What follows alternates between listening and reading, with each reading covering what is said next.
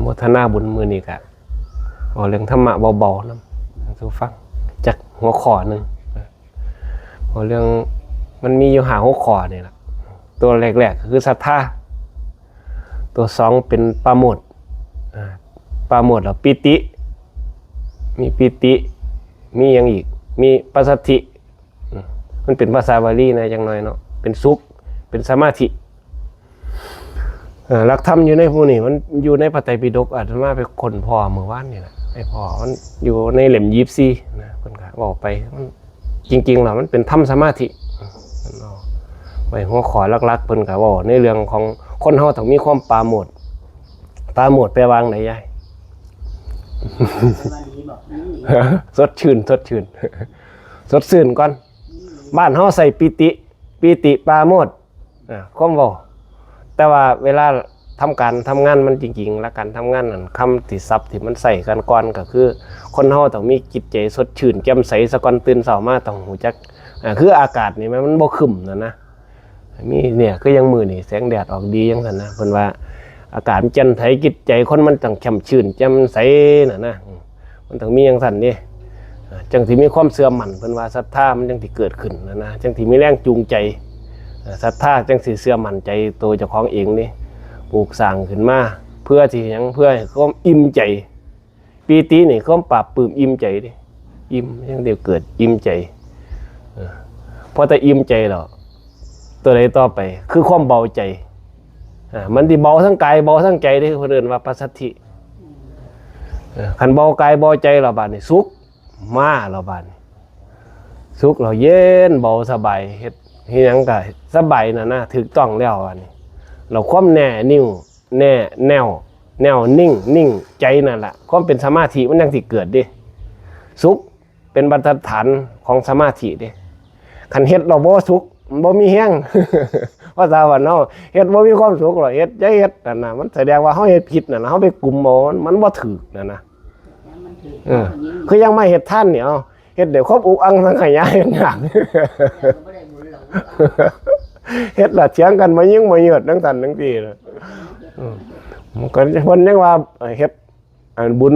บุญเนาบุญเสาบุญมองน่ะนะเฮ็ดด้วยความบ่เข้าใจเฮ็ดไปมื้อนึงถึงเถิดคันเฮ็ดเป็นแล้วมันก็ง่ายดิเฮาก็ต้องศึกษาเบิ่งนำแน่มันก็มีการเรียบเรียงไว้พ่อแม่ครูบาอาจารย์มันก็เฮ็ดไว้อาตมาก็ได้เข้าไปอ่านเบิ่งมีเวลาว่างก็ได้ไปอ่านศึกษาเบิ่งจริงๆฐานพวกมื้อนี้มันเป็นแรงจูงใจโดยเฉพาะลงศรัทธานี่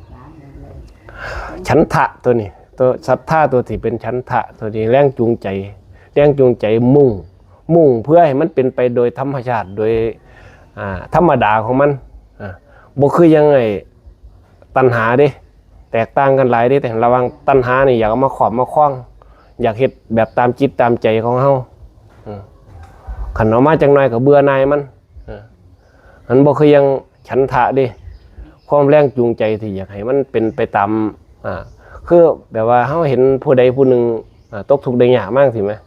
อยากให้มันมีความกรุณาอยากให้เพิ่นอย่างมันช่วงอย่างนั้นแล้วที่ว่าเขายังย้ายเก็บเป็นนินๆว่าอย่างให้ย้ายช่วงแน่ให้คือสิเศร้าไงให้ย้ายเศร้าไง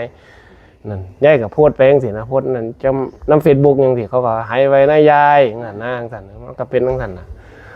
เฮ็ดจริงๆน่ะมันเป็นเรื่องง่ายๆนึงเด้มันเป็นเรื่องง่ายๆมันเป็นเรื่องซั่นล่ะเฮาจะเฮ็ดให้มันมีความหงุดหงิดเพราะว่าสิ่งที่อาตมาเว้าไอ้นี่สิ่งที่ขวางมันก็คือเป็นนิวรณ์5ประการนี่มันมีอย่างแน่หักหลายสั่งหลายฉลาดหลายโง่หลายแล้วก็อ่อนแอเกินหาอย่างนี่มันสิมาขวางแม่นส่วนนี่มันเกินของเฮานี่หักหลายหักร่างกายเฮาหลายๆจังน้อยเฮาก็เบื่อหน่ายมันสิบัดนี่หักอันนั้นอันนี้ไปหักหลงลืมเข้าไปจังน้อยก็สั่งมันนี่แม่นบ่เฮ็ดไปแล้วสงสัยอยู่ว่าเซาน่ะโง่เริ่มโง่เข้ามานี่บัดนี้เฮ็ดไปมันมีอยู่บ่ศาสนาว่าตายแล้วว่ามันสิมีชีวิตบ่นั่นนี่ไปมันต้องสร้างแรงจูงใจเฮ็ดให้มันได้จังว่าเฮ็ดปลุกเราปลุกจิตใจเฮ็ดให้เกิดความสงบสิเป็นสมาธิแน่นิ่งสมาธินี่เพิ่นเปรียบไว้ง่ายคล้ายๆเวทีแสดงคือโต๊ะเขียนนี่โต๊ะนี่โต๊ะอาตมานั่งอยู่นี่โต๊ะอาตมาค้ำเอาศอกค้ำอยู่นี่คันมันบ่นิ่งมันเป็นงุมงับเด้มันก็คือกันสมาธิเฮากันคันมันบ่นิ่งล่ะเฮาไปวุ่นวายไปงุดหงิดนำมันนั่นงุดหงิดนำมันนี่ไปรำคาญ เพิ่นว่าหงุดหงิดความรำคาญบ่มีความนิ่งแก่จิตแก่ใจหรอกมันเฮ็ดหยังมันก็บ่ใครเกิดประโยชน์นั่นนะเฮ็ดไปมันก็เฮ็ดไปจังซั่นน่ะเฮ็ดท่านนี่นั่นคือการรักษาศีลก็เฮ็ดไปด้วยความสงสัยขอรอเคลียร์เบิดเพราะว่ายังเฮาขาดความภาวนาไปคอยฝึกคอยหัดคอยพัฒนาไปก็โมทนาบุญนำมือละเล็กมือละน้อยเด้อเอาพอได้เป็นข้อคิดไว้